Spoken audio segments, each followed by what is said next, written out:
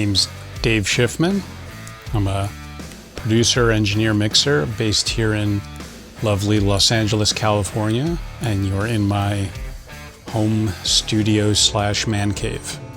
I started as a runner at a studio in New York City and worked my way up there to assistant engineer.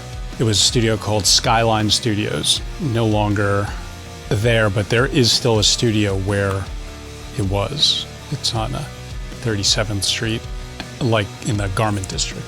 2 great rooms, learned a lot. You know, they did a lot of jazz, a lot of hip hop, like covered it all, and things like live to 2-track. You know, it was really great place to learn. In 1993, I moved out to LA. My wife and I were dating long distance at that point, and she lived out here, and I was kind of feeling pigeonholed and didn't really feel like things were progressing how I'd like them to in New York. So I figured I'd give LA a shot. Was really lucky to land a job at a studio called Ocean Way, which is a legendary, and rightly so, just fantastic studio. And again, such an amazing experience to be working with. You know, there was never anybody who wasn't excellent at their job who was there. So it was an incredible learning experience. And at that point, we were still on tape, and the assistants there were the tape operators, because we had a pretty exotic tape machines there that required, you know, a little bit of pre-knowledge, I guess I would say. So what was great about that was you became an instrumental part of the session. You were in there with the artist, with the producer, with the engineer. You know, you were part of it. And that, again, invaluable, just in learning how to work with people, learning how to, learning how to communicate, which is, you know, a disappearing art, let's say. I had been there probably about 1.5 years, and a producer named Rick Rubin worked there a lot. And I was on a session for him with the Chili Peppers as an assistant. The engineer was from Nashville, and he had been out in LA for a couple of months, and he was ready to go home. And he turned to me, he's like, "You want to take over?" And I was like, "Yes, absolutely." He's like, "Okay, I'll put in a good word for you."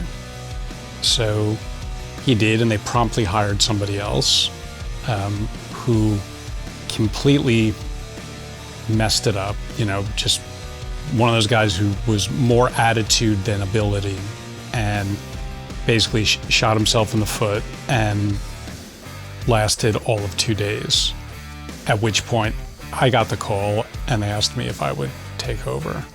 And that started my my working for Rick for the next 10 years pretty regularly, and worked with a lot of amazing artists, worked on some great records. And again, it was baptism by fire, you know, in on the deep end. And, you know, being able to work with somebody like Rick, who has very definitive opinions, has, you know, and has a very specific process about how he makes a record, invaluable to be part of that.